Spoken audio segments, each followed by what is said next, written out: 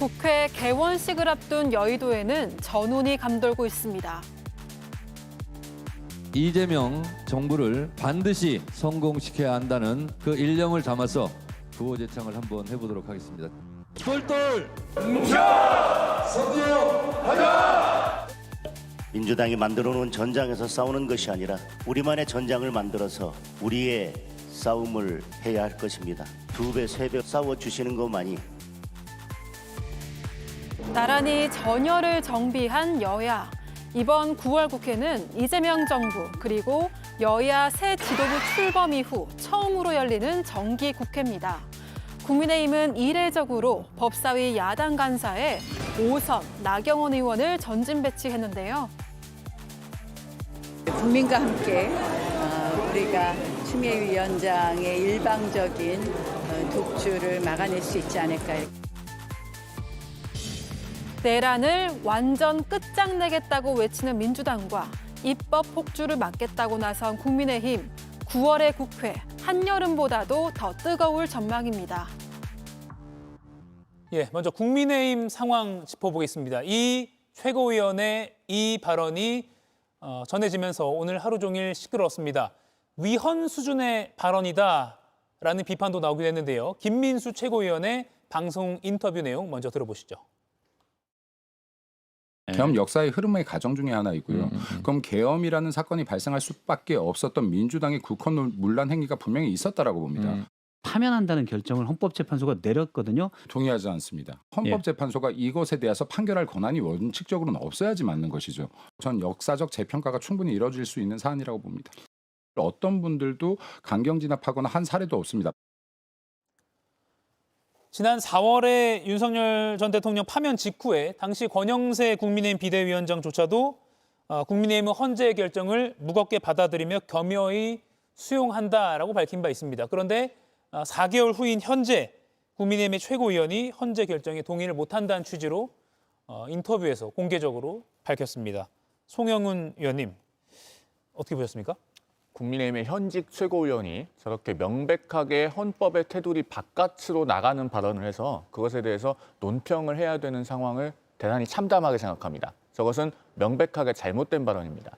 보수주의자라면은 우선시해야 되는 가치 중에 뭐가 있습니까? 대표적으로 헌법이 있죠. 그 헌법의 테두리 밖으로 벗어나면은 그것은 이미 보수가 아닙니다.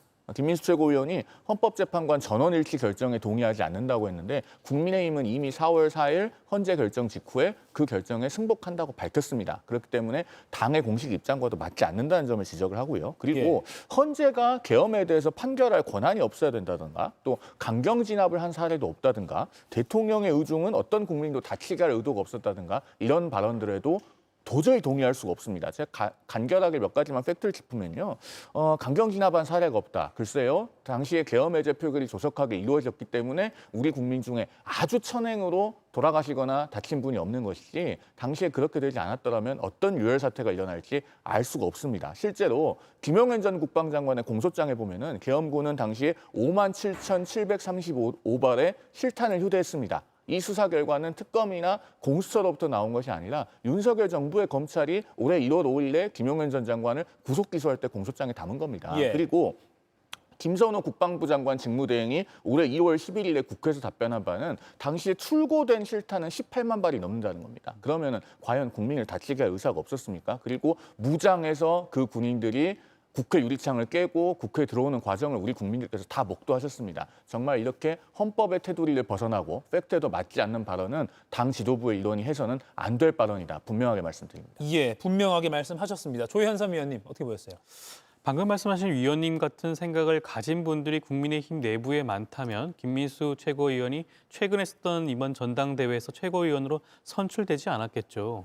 그렇지만 압도적인 표로 이번에 최고위원 선출되지 않았겠습니까? 그런 것을 살펴보게 되면 여전히 김민수 최고위원의 의견에 동조하는 사람들이 국민의힘 내부의 다수가 아닌가라는 생각을 들 수밖에 없는 것이고요. 말씀하신 거 맞습니다.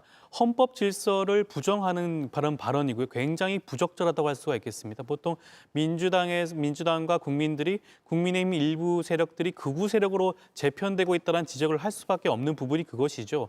체제를 수호하고 유지하는 것이 보수라고 할 수가 있습니다. 이에 반해서 체제를 부정하고 새로운 체제를 구축하고자 하는 것이 극우 세력이라고 할 수가 있겠죠. 예. 지금 김민수 최고위원 발언 자체가 극우를 대변하는 발언이라고 할 수가 있겠고요. 이러한 발언들이 공공연하게 최고위원의 입을 통해서 나온다는 것 자체가 지금 현재 국민의힘의 모습을 보여주는 게 아닌가 싶습니다. 예. 이동학 의원님, 지금 민주당에서는 내란 동조 당이다 국민의힘이 위헌정당 충분히 가능하다라고 하고 있잖아요. 해산 가능하다. 그럼 이런 발언이 지도부 공개석상에서 나오다 보니까 국민의힘에서요. 네. 더 대응을 하기 어렵겠네요.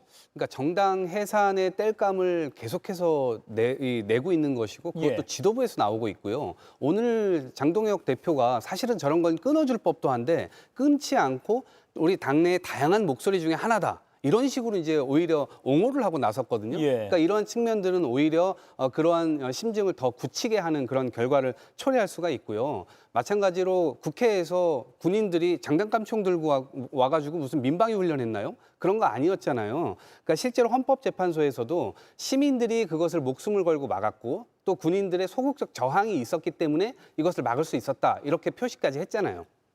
그런 측면에서 봤을 때 국민의힘이 이런 헌재 판결을 계속해서 무시하는 태도 이런 것들로 일관하면 스스로들이 계속해서 역사의 왜곡일 뿐만 아니라 현재사를 계속해서 왜곡하는 겁니다. 예. 이 시도는 대단히 잘못됐고요. 아마도 수천만 명이 영상을 통해 다 보지 않았습니까? 근데 그런 것들에 대해서 본인들 스스로가 계속 부정하는 얘기들을 한다면 헌법 바깥으로 나가 있는 행동이기 때문에 이것은 민주사회에서 다양성으로 귀결될 수는 없는 포션이기 때문에 저는 이것에 대한 심판은 분명히 필요하지 않을까 생각합니다. 예, 김용 의원님, 이동학 의원은 정당 해산론에 오히려 땔감을 제공하는 거다라고 했습니다.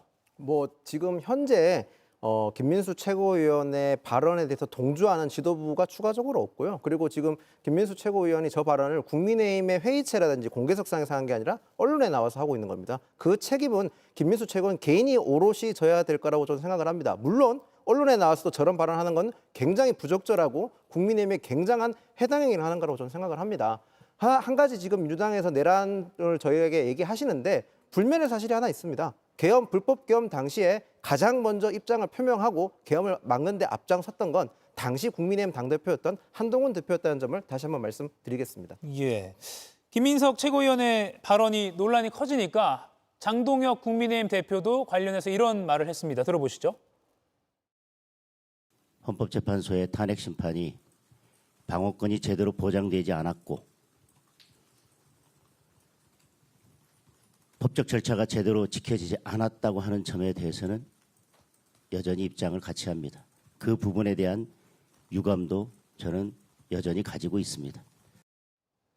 송영은 위원님, 저게 무슨 말입니까? 그러니까 뭐가 절차가 안 됐다는 겁니까? 글쎄요. 저하고 같은 탄핵 심판을 보신 것인지 잘 모르겠습니다. 예. 장동혁 대표가 판사 출신이지만 저도 변호사로서 당시의 탄핵 심판 절차를 돌아보면 상당히 많은 변론 기일들이 있었고 또 헌법재판소가 추가로 증인 채택을 해서 윤 전 대통령 측에서 신청한 증인들을 채택해서 증인 신문을 하기도 했고 또 마지막 변론 기일에는 윤 전 대통령이 장시간 본인이 발언을 하면서 최종적으로 입장을 진술하기도 했습니다. 그렇다면 방어권이 보장되지 않았다라고 하는 것은 실제 탄핵 심판의 전개 과정과는 맞지 않는 발언이고요.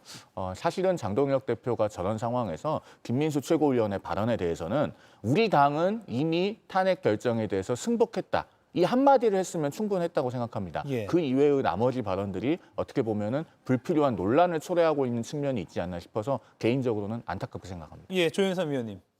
장동혁 대표의 발언은 어떻게 보면 국민의힘의 입장을 오롯이 대변하고 있는 게 아닌가 생각이 듭니다. 지난번 윤석열 전 대통령에 대한 탄핵 파면 심판에 대해서 그 전부 100%를 수용하기는 곤란하다는 입장을 이번 장동혁 대표의 입을 통해서 나온 게 아닌가 생각이 드는 것이 헌법재판소의 결정 자체는 더 이상 다툴 수가 없는 최종심의 결정이라고 할 수가 있겠고요. 헌법재판관 전원 일치된 의견으로 윤석열 전 대통령에 대한 파면이 선고가 되었습니다. 그 과정에서 여러 가지 심리를 통해서 불법, 부당한 그런 계엄 조치에 대한 여러 가지 상황들이 예. 확인이 된 바가 분명히 있고요. 그럼에도 불구하고 신임 당 대표로서 그와 같은 부적절한 발언을 하는 것 자체는 어떻게 보면 김민수 최고위원의 발언에 사실상 동조하는 게 아닌가 하는 우려를 제기할 수밖에 없을 것 같습니다. 예. 판사 출신인 장동혁 대표가 이렇게 발언했다는 점은 앞으로도 국민들이 계속 평가를 할 것 같습니다. 김영희 의원님, 짧게 이 부분만 좀 여쭐게요. 김민수 최고위원이 오늘 아침 라디오 방송에서 윤석열 전 대통령 서울구치소 접견을 이미 신청해놨다라고 했거든요. 그럼 장동혁 대표도 예전에 뭐 면회 가겠다라고 했으니까 뭐 같이 동행할 가능성도 나옵니까? 글쎄요. 제가 일단은 공식적으로는 김민수 최고위원 말고는 뭐 접견을 신청했다는 분도 없고요. 예. 그리고 장동혁 대표 같은 경우는 현재 언론 인터뷰에서 일반 접견이 지금 제한돼 있는지 확인해야 된다고 얘기했거든요. 아, 예. 그리고 이제 김민수 최고위원 같은 경우는 법조인이 아니기 때문에 일반 접견밖에 안 되는 상황입니다. 그렇기 때문에 지금 실제로 접견이 가능한지 여부부터 먼저 확인해야 될 상황이라고 저는 생각을 하고, 아마 장동혁 대표는 전 접견하지 않을 거라고 생각을 합니다. 전체 지도부 중에서 접견에 대해서 반대하거나 동조하지 않는 분도 있기 때문에 장동혁 대표 입장에서는 전체 지도부의 입장이 획일화되지 않았기 때문에 접견을 안 할 수도 있다. 저는 그렇게 예상합니다. 예, 알겠습니다. 그것도 좀 지켜봐야겠네요. 여야의 1박 2일 연찬회가 오늘 종료됐습니다. 공교롭게도 장소가 비슷했습니다. 인천에서 했는데 각각 결의문을 채택하면서 마무리했습니다. 상반된 목소리가 나왔습니다. 들어보시죠. 더불어민주당 국회의원 전원은 다음과 같이 결의합니다. 하나, 우리는 주권자 국민과 함께 12.3 내란을 완전히 끝장내고 일치단결 전력투구로 민생경제를 회복한다. 우리는 다음과 같이 엄숙히 결의합니다. 하나, 국민의힘은 이재명 정부와 더불어민주당의 입법 폭주를 막아내고 민생을 지키는 대안을 제시한다. 네, 상반된 목소리가 나왔는데 이동학 의원님, 민주당에서는 뭘 강조한 겁니까? 가장 큰 것은 이제 민생 경제 회복이라고 하는 것이 가장 주요한 과제죠. 그러니까 예. 4대 이 카테고리로 나눠가지고 입법 과제를 정리를 해보니까요. 민생 분야에서 102건으로 가장 많았습니다. 나머지는 뭐 성장이나 개혁, 안전 이 분야가 있었는데 각각 39건, 40건 이 정도 됐었거든요. 예. 그러니까 민생 부분의 법안이 가장 크기 때문에 이번 정기국회에서 민생 법안 처리를 우선적으로 한다라고 하는 기본적 설정이 하나 있었고요. 두 번째는 어찌됐건 지금 특검이 진행되고 있기 때문에 12.3 내란을 완전히 종식시키고 정상국가로 확실하게 발돋움한다. 이 두 가지가 키포인트였던 것으로 보입니다. 국민의힘은 역시 민주당과의 어떤 대결을 다짐하는 그런 자리 같았어요. 지금요, 여야 간의 관계는요, 예. 가는 말이 고와야 오는 말이 고운 겁니다. 지금 대결적인 국면에 들어와 있는 것이 객관적인 현실이기 때문에 그걸 부인할 수는 없습니다만 1차적인 원인을 누가 제공했습니까? 정청래 대표부터가 악수는 사람과 하는 것이다. 뭐 국민의힘을 10번, 100번도 해산할 수 있다. 이러면서 계속 제1야당을 공존의 대상으로 보기보다는 말살의 대상으로 보면서 도발하고 있는 상황입니다. 예. 어디 그뿐입니까? 오늘 한민수 민주당 당대표 비서실장 아침 라디오에 나와서 제1야당 대표를 향해서 사이코패스라는 발언까지 했어요. 그러면서 어떻게 여야 관계가 화목할 수 있겠습니까? 이 부분에 대해서는 집권 여당이 압도적으로 큰 정치적 책임이 있습니다. 과거의 민주당처럼 정상적으로 여야 간의 공존을 인정하는 그런 정치 본연의 자세로 조속히 돌아와야지만 여야 관계도 정상화될 것입니다. 예, 오늘 한국갤럽이 발표한 정당 지지도 한번 저희가 보여드리겠습니다. 민주당이 44%죠. 그리고 국민의힘이 23%, 21%포인트 차이로 여전히 격차는 큰 상황입니다. 그런데 국민의힘은 상임위 보이콧을 이미 선언한 상황이고 9월 정기 국회도 국민의힘의 참여는 그렇게 기대하기가 어려울 것 같은데요. 김영희 의원님. 보이콧이 오히려 이렇게 좀 정당 지지도가 차이가 너무 크다 보니까 국민의힘의 악수가 되진 않을까라는 그런 관측도 나오거든요.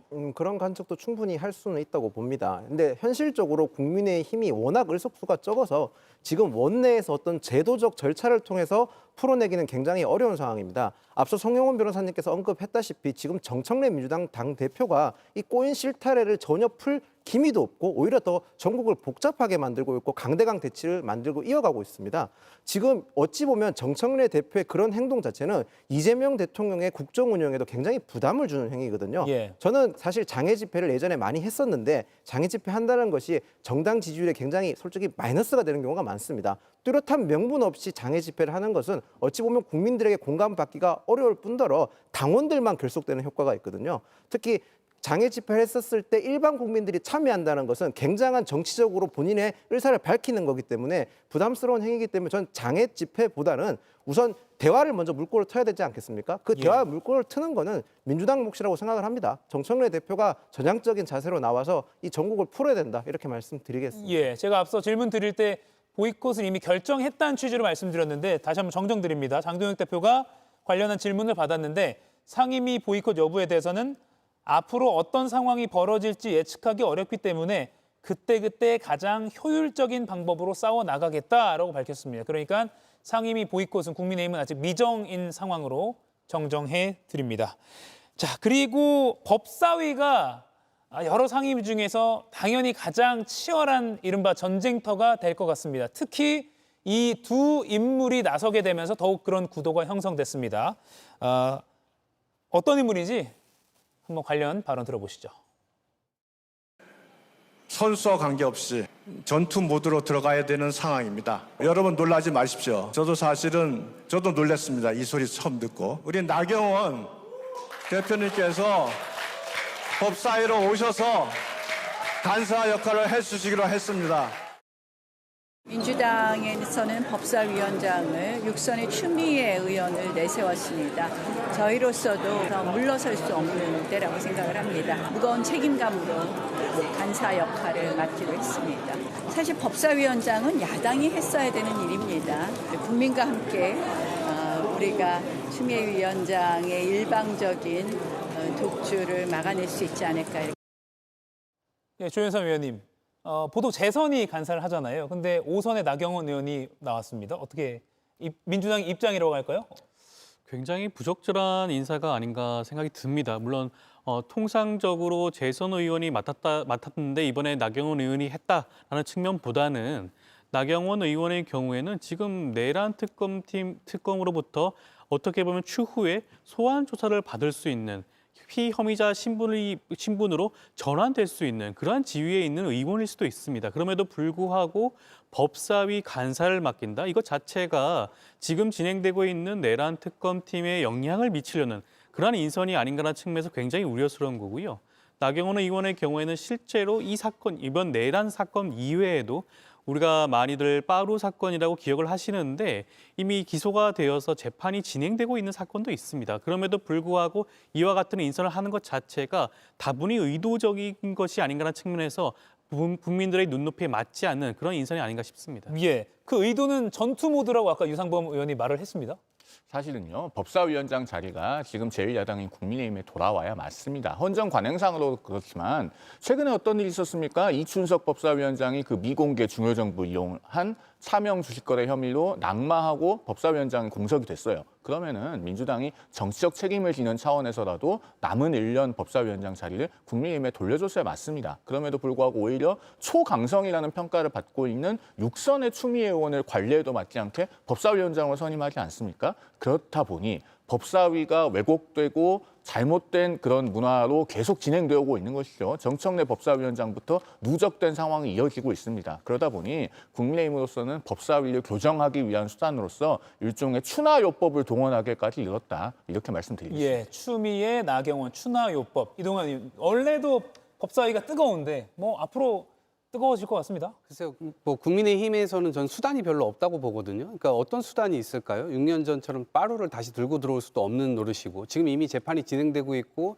6년째 지금 진행이 되고 있는데 이 부분이 빨리 전 진행이 돼야 된다라고 생각을 하고요. 아마도 어거지스러운 장면만 연출하게 될 겁니다. 특히 뭐 상임위 보이콧 같은 얘기들도 나오는데 실제로 보이콧하게 되면 정말 그것은 하수죠. 그러니까 오히려 국민들께서 쳐다보고 계시기 때문에 성실하게 지금 국회에서 임하고 있다. 그리고 우리가 국민들을 위해 일하고 있다. 이런 모습들을 훨씬 더 많이 보여줄 텐데 오히려 악바리를 쓰면서 차일피일 집권 여당이 뭔가를 하려고 하는 것을 방해하려고 하는 듯한 그런 모습만 보인다면 오히려 심판의 세기를 더 크게 할 뿐이죠. 예. 국회는 협치의 공간입니다. 지금 상임위원장은 보통 3선 의원이 하게 돼 있는데 민주당에서 6선의 추미애 의원을 데려놨지 않습니까? 추미애 의원이 어떤 사람입니까? 국민의힘과 협치를 하는 사람입니까? 강경 일변도로 국민의힘을 공격하거나 국회를 운영했지 않습니까? 저는 그 점에서 오히려 먼저 잘못은 민주당에서 먼저 했다는 점을 말씀드리겠습니다. 추나요법, 추나 법사위 어떻게 될지도 지켜보는 게 시청자 여러분들도 앞으로 이른바 관전 포인트가 될 것 같습니다. 장동혁 대표가 말한 그때그때 가장 효율적인 방법으로 싸우겠다라는 것도 한번 염두에 두고 지켜봐야 할 것 같습니다. 이가역 라이브를 시청해 주셔서 고맙습니다. 이가역 라이브는 평일 오후 5시 TV와 유튜브로 실시간으로도 함께 하실 수 있습니다.